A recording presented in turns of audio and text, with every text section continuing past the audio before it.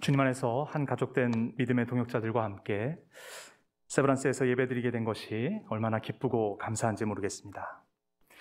하지만 동시에 코로나 전국에서 아파하는 이웃들과 최근에 한국교회에 쏟아지는 쓴소리를 생각하면 우리의 만남이 마냥 기쁘거나 감사할 수만은 없겠다 하는 생각도 동시에 듭니다. 이 어려운 상황 속에서 과연 믿음의 사람들은 어떤 선택을 해야 하고 어떤 삶을 살아야 하는 것입니까? 특별히 한국교회의 무기력한 모습을 보며 깨어있는 분들이 이구동성으로 하는 이야기가 있습니다. 그것은 한국교회가 복음의 능력을 상실했다 하는 지적입니다. 그것은 믿음의 사람들이 복음의 능력을 상실했다 하는 이야기와 같은 의미입니다. 그렇다면 과연 복음의 능력은 무엇이란 말입니까? 1956년은 미국 선교 역사에 있어서 잊을 수 없는 해로 알려져 있습니다. 짐 엘리엇과 5명의 20대 청년 선교사들이 에콰도르의 원주민들에 의해 무참히 살해되었던 해였기 때문입니다. 에콰도르의 정글 깊숙한 곳에 사는 아우카 부족은 당시까지 외부인들과의 접촉이 전혀 없었던 대단히 호전적인 부족으로 악명이 높았습니다. 하지만 짐 엘리엇은 1952년부터 에콰도르를 여행하며 아우카 부족을 향한 마음을 키웠습니다. 53년에는 엘리자베스와 결혼하였고 55년에는 딸을 낳았습니다. 그의 삶이 안정을 찾아갔던 그 시기에도 아우카 부족을 향한 마음이 사그라들지는 않았습니다. 56년 짐 엘리엇은 끝내 동료 선교사들과 아우카 부족이 사는 정글로 들어갔고 수일이 지나서도 연락이 되지 않던 구조팀에 의해 모두 주검으로 발견되었습니다. 그들의 소지품에는 권총이 있었지만 그들은 사용하지 않았고 모두 창과 칼에 찔려 죽음을 당하고 말았습니다. 당연히 미국 사회는 요동쳤습니다. 모두가 탄성을 지르며 안타까워했습니다. 이 얼마나 어처구니 없는 낭비인가. What a waste of these young people. What a waste. 전도 유망한 젊은이들이 왜 굳이 생명의 위협을 예상할 수 있는 곳까지 들어가 복음을 전해야 했는지 이해할 수 없다는 평가 일색이었습니다. 하지만 짐 엘리엇의 부인 엘리자베스와 다른 선교사들의 동료와 가족들은 그들의 죽음을 낭비로 만들 수 없었습니다. 엘리자베스는 아우카 부족이 여성은 죽이지 않는다는 이야기를 듣고 수년간 간호사로 준비하였고 아우카 부족을 찾아가 그들을 치료하는 일에 헌신하였습니다. 그리고 놀라운 일이 벌어지기 시작했습니다. 아우카 부족이 복음의 능력을 맛보기 시작했을 때 많은 사람들이 복음을 받아들였고 짐 엘리엇을 죽인 사람들 중에는 목회자로 거듭나는 사람들도 생겨났습니다. 이미 책으로 영화로 소개된 이야기입니다. 대단히 감동적인 간증입니다. 그럼에도 저와 여러분에게 이 이야기는 생소하게만 다가오지 않습니다. 우리 삶 속에서 이미 짐 엘리엇과 같이, 짐 엘리자베스와 같이 위험 속에 자신의 삶을 던지며 하나님의 사랑을 나누려 했던 사람들을 만난 적이 있기 때문입니다. 이 아침에 여러분의 삶을 통해 만났던 짐 엘리엇과 짐 엘리자베스와 같은 사람들은 누가 떠오르십니까? 개인적인 이야기를 잠깐 드리자면 말씀을 준비하며 저에게도 제가 만났던 목사님 한 분이 떠올랐습니다. 이분은 원래 70년대 초반까지 고등학교에서 교편 생활을 하며 신앙생활을 하던 평신도였습니다. 하지만 그분이 목회자로서의 부름을 깨달았을 때 충청도 문곡이란 오지에 세 자녀를 동반한 채 들어가 전도자로서의 평신도 사역을 시작하였습니다. 목사님이 사역을 시작하셨을 때 사모님과 자녀들은 가장 먼저 가난과 싸워야 했다고 합니다. 물론 당시가 모두 못 살던 시절이긴 했지만 몇 안 되는 성도들이 남편들의 눈치를 보며 가져온 성미로 밥을 지어 먹을 때 목사님과 사모님의 마음이 참 무거웠다는 이야기도 들었습니다. 제가 당시 그 목사님의 삶을 기억하지는 못하지만 마지막 20년을 목회하신 교회에서 어떻게 교인들의 삶 속에 들어가 교인들과 함께 울며 웃고 사랑을 나누려 하셨는지는 지금도 똑똑히 기억하고 있습니다. 아마 여러분들의 삶 속에서도 이런 평범한 목사님 한두 분쯤은 분명히 만나보셨을 것입니다. 전 사실 어렸을 때 이 목사님이 좋지만은 않았습니다. 목사의 삶이, 그 가정이 멋지다고만 느껴지지 않았기 때문입니다. 하나님의 존재도 잘 와닿지 않았는데 가족들의 동의도 구하지 않고 위험 속으로 위태로운 삶으로 가족을 이끄는 그 목사님이 원망스러운 때도 있었습니다. 그 목사님이 아버지였기 때문에 교회를 떠날 수도 없었습니다. 그러나 시간이 지나며 사랑하는 가족까지 위태롭게 하는 그분의 삶과 선택 속에서 표현할 수 없는 복음의 능력을 깨달았습니다. 별 볼 일 없다고 느꼈던 가정 속에서 따뜻한 사랑의 체온을 느낄 수 있었습니다. 역설적이게도 아버지의 그 위험을 감내한 삶을 통해 저는 하나님의 사랑을 깨닫고 만날 수 있었던 것입니다. 제가 왜 이야기를 너무도 당연하게 평범한 이야기로 나누고 있습니까?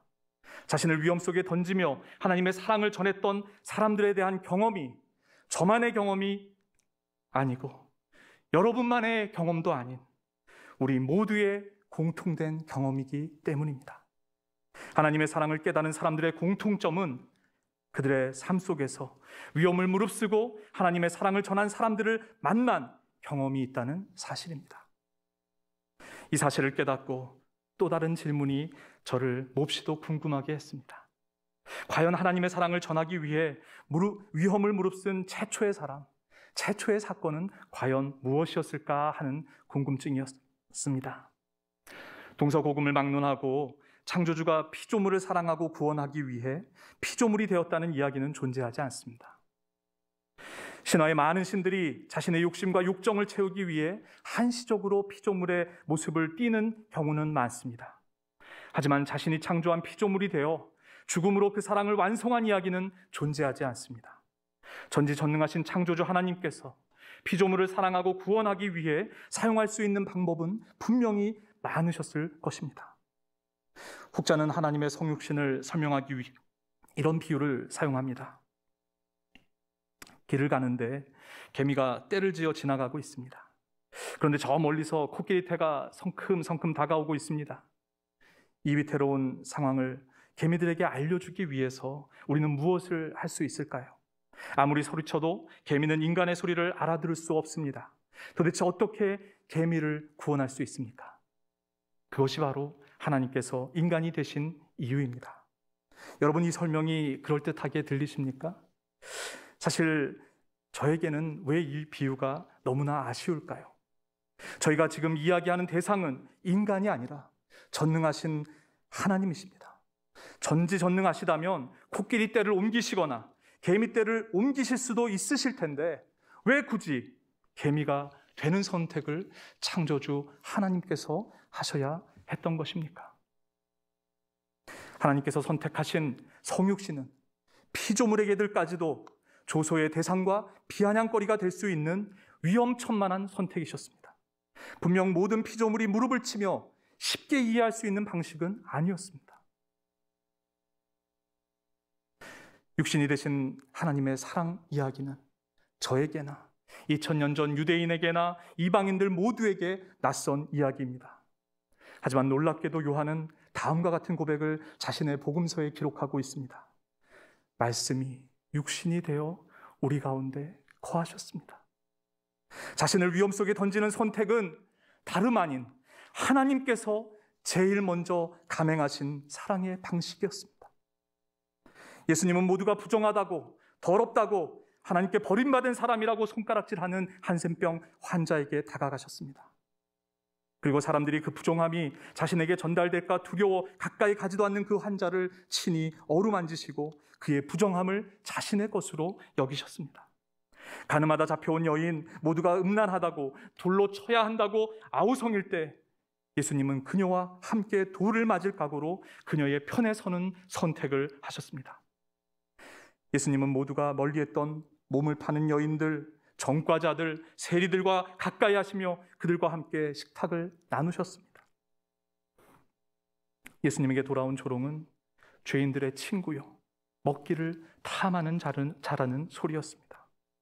예수님의 위태로운 삶, 자신을 위험 속에 내던지셨던 삶은 끝내 십자가의 죽음으로 끝이 났습니다. 많은 사람들은 예수님의 선택이 낳은 당연한 결과라고 여겼을 것입니다. 하지만 바로 그 위태로움이, 그 위험을 감내하는 선택이 예수님께서 바로 하나님 자신이셨다는 요한의 고백을 가능하게 한 결정적인 원동력이 되었습니다.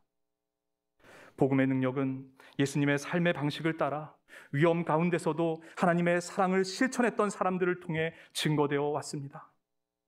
누가 뭐라 해도 우리 모두는 바로 그 복음의 능력으로 이 자리에 와 있습니다.